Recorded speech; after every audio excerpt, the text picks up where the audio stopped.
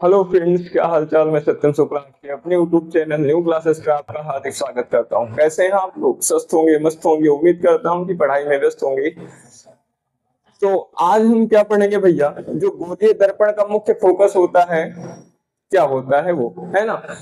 पिछली वाली क्लास में, मतलब कल वाली क्लास में हमने पढ़ा था कि गोलीय दर्पण से संबंधित कुछ मुख्य परिभाषाएं, जैसे वक्रता केंद्र क्या है, वक्रता त्रिज्या क्या है ना, ध्रुव क्या है, मुख्य अक्ष क्या है, वगैरह वगैरह हमने पढ़ लिया, पिछली वाली क्लास में कवर कर लिया।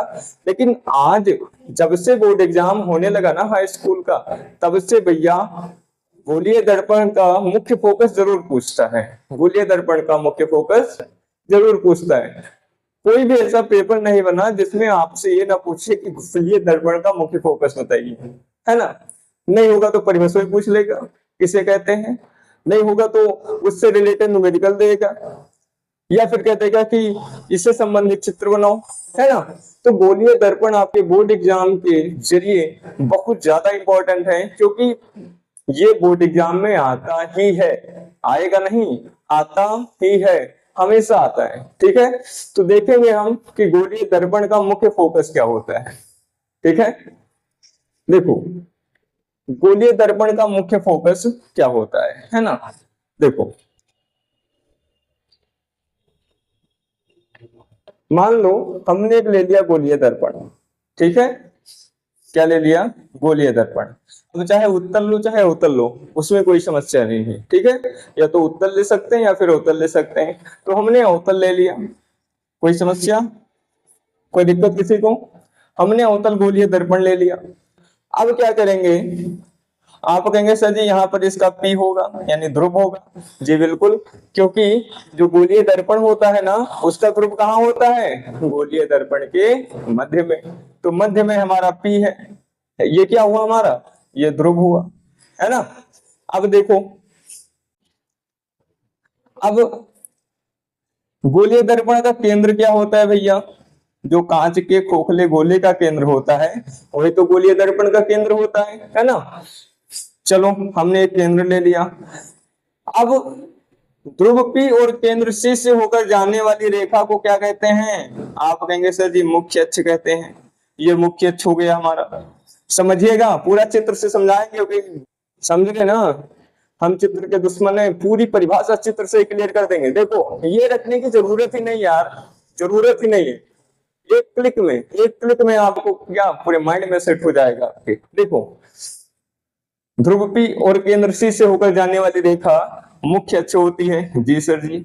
अब देखो, यहीं से अपना डिफिनेशन स्टार्ट होता है। देखो, गोलीय दर्पण का मुख्य फोकस क्या होता है? गोलीय दर्पण के मुख्य अक्ष के समांतर, ये हमारा मुख्य अक्ष है।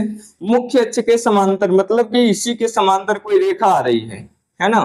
मुख्य अक्ष के समांतर आने वाली प्रकाश की किरण, देखो ये मुख्य अक्ष है, इसी के समांतर है, ये पैरेलल है ना।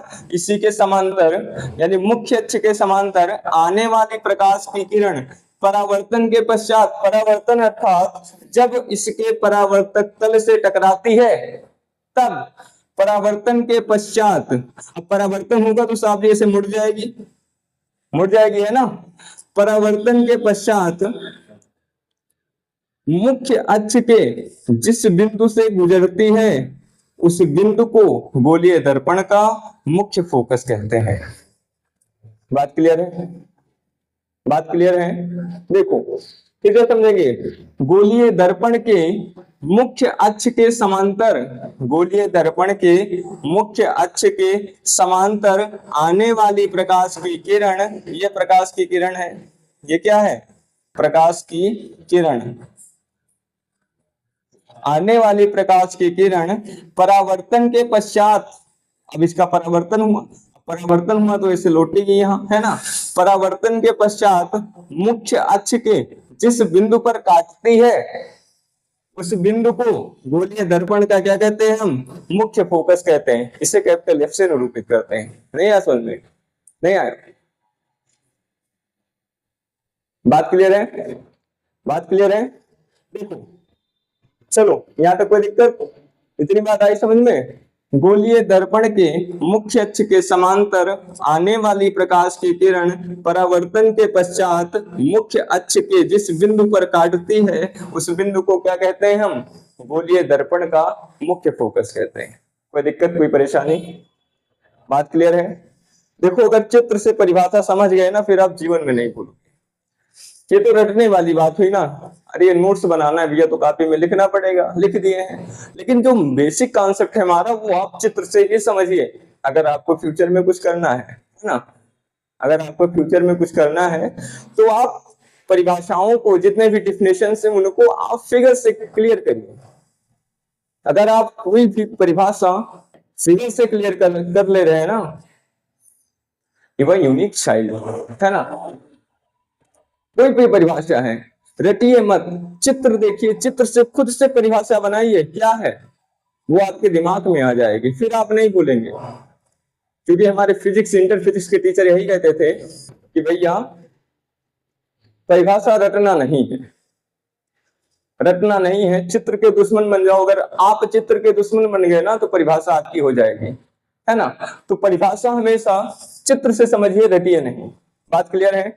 अरे क्या है भैया, कुछ नहीं, एक गोलीय दर्पण लिया है ना, ये क्या है? पी है, ध्रुव है, ये क्या है? सी है। अब ध्रुव पी और सी से होकर जाने वाली रेखा क्या है? मुख्य अक्ष है।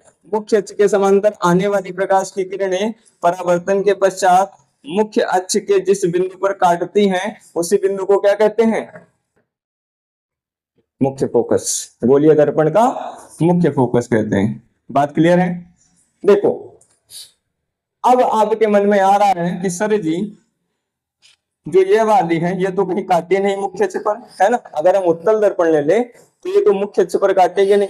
हाँ, तभी तो एक बात आई दिमाग में कि अब हम क्या कहेंगे परिभाषा, कि गोलीय दर्पण के मुख्य अक्ष के समांतर आने वाली प्रकाश की किरणें परावर्तन के बाद,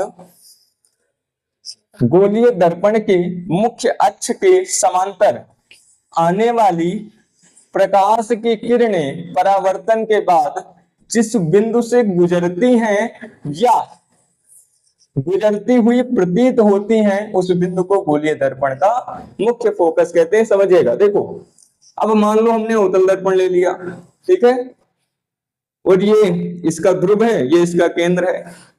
एक बात आपके मन में है कि सर जी इधर केंद्र आपने इधर माना है ना, अवतल दर्पण में केंद्र धर माना है, उत्तल दर्पण में केंद्र धर माना है। तो मेरे चिलबुजों, एक बात हमेशा याद रखना कि गोलीय दर्पण जिस तरफ वक्रित होगा, जिस तरफ झुका होगा, उसी तरफ उसका केंद्र होगा। तो देखो, ये गोलीय दर्पण किधर वक्रित है? बाएं साइड में, है ना, बाएं साइड में। तो इसका क्या होगा भैया? केंद्र वक्रित वाले तरफ होगा। उत्तल दर्पण देखेंगे किधर झुका है?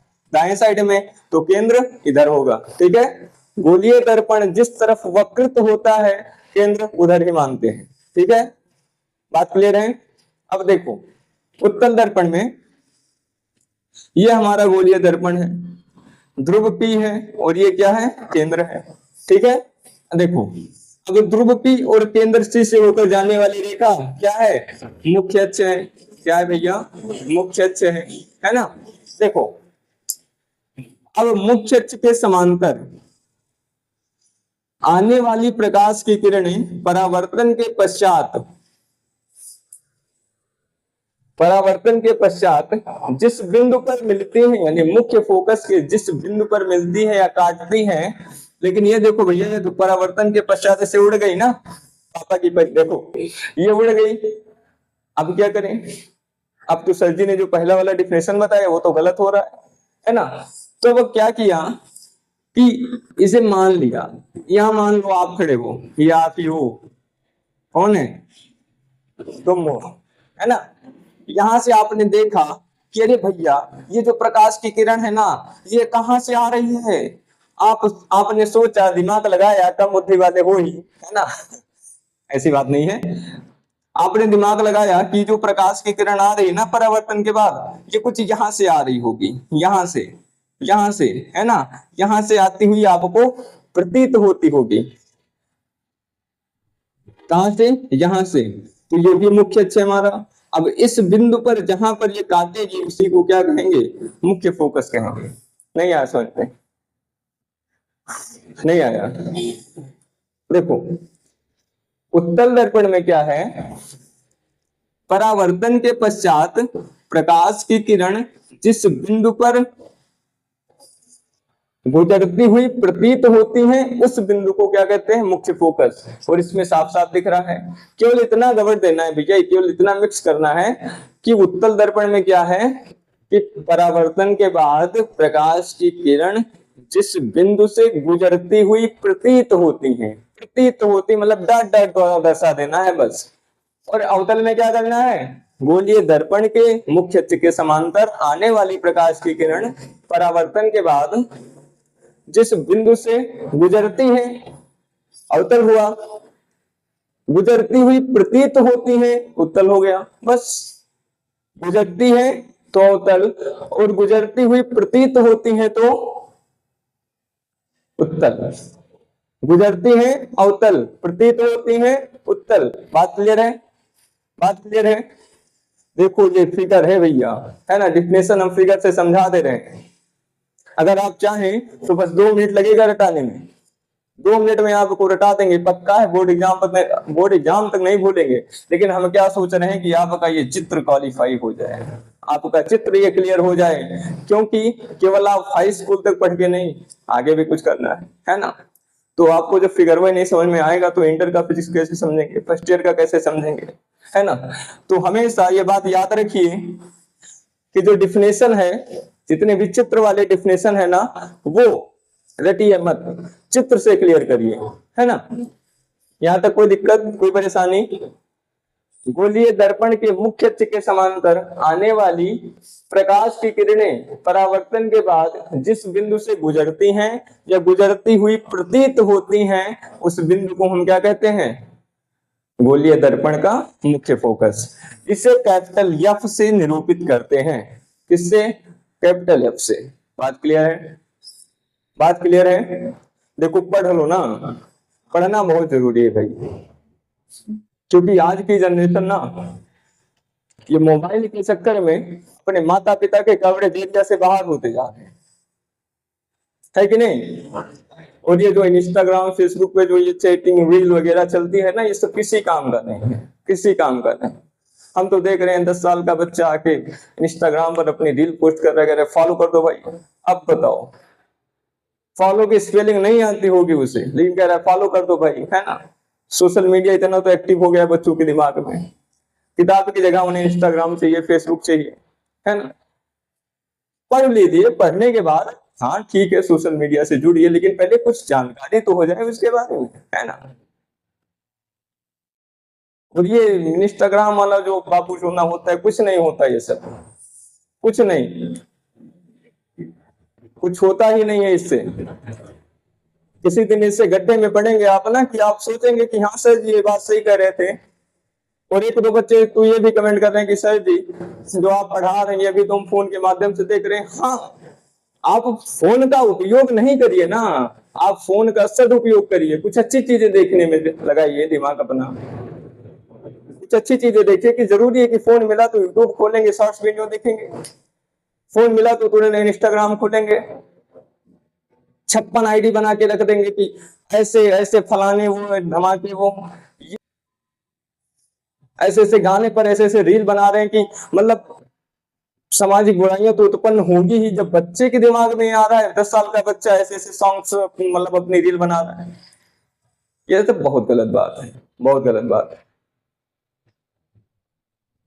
ये सोशल मीडिया जितना खराब करेगा ना आपको, आप सुन नहीं सकते कि आप कितनी नीचे खाई में जा रहे हैं।